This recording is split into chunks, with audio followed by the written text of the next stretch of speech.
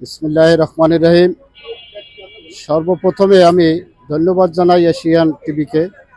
তারা সকল মানুষের মনের ভাব প্রকাশের জন্য তারা সকলের কাছে গিয়ে গিয়ে একটি রিপোর্ট তৈরি করতেছে। এজন্য তাদেরকে আন্তরিকভাবে ধন্যবাদ ও শুভেচ্ছা।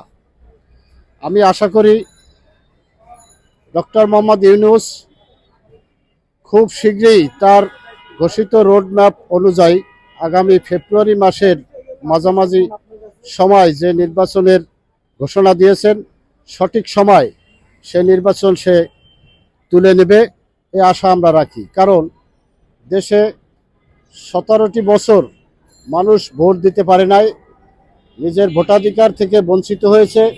মানুষ অধীর আগ্রহ নিয়ে বসে আছে কিভাবে যার ভোট সে নিজে দিবে, সুন্দর সুষ্ঠুভাবে একটি নির্বাচনের মাধ্যমে গণতান্ত্রিক সরকার প্রতিষ্ঠিত হবে এবং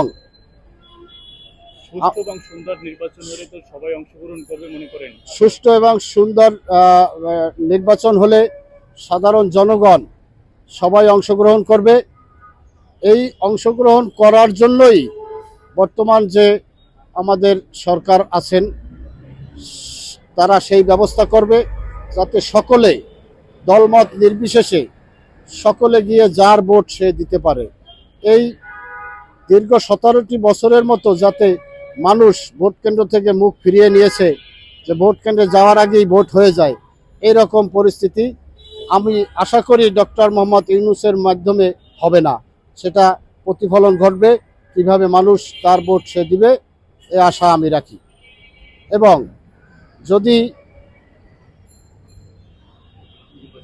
নির্বাচন না হয়, নির্বাচিত সরকার না হলে